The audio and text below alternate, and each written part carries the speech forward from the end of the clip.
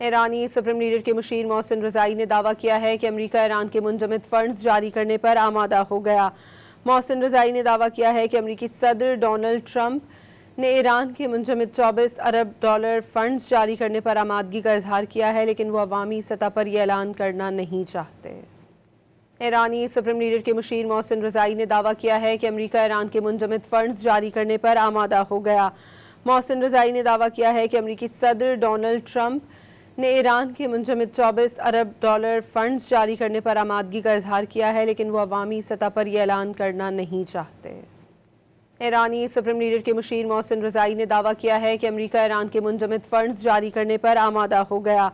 محسن رضائی نے دعویٰ کیا ہے کہ امریکی صدر ڈونلڈ ٹرمپ نے ایران کے منجمد 24 ارب ڈالر فنڈز جاری کرنے پر آمادگی کا اظہار کیا ہے، لیکن وہ عوامی سطح پر یہ اعلان کرنا نہیں چاہتے۔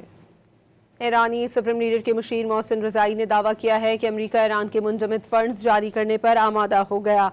محسن رضائی نے دعویٰ کیا ہے کہ امریکی صدر ڈونلڈ ٹرمپ نے ایران کے منجمد 24 ارب ڈالر فنڈز جاری کرنے پر آمادگی کا اظہار کیا ہے، لیکن وہ عوامی سطح پر یہ اعلان کرنا نہیں چاہتے۔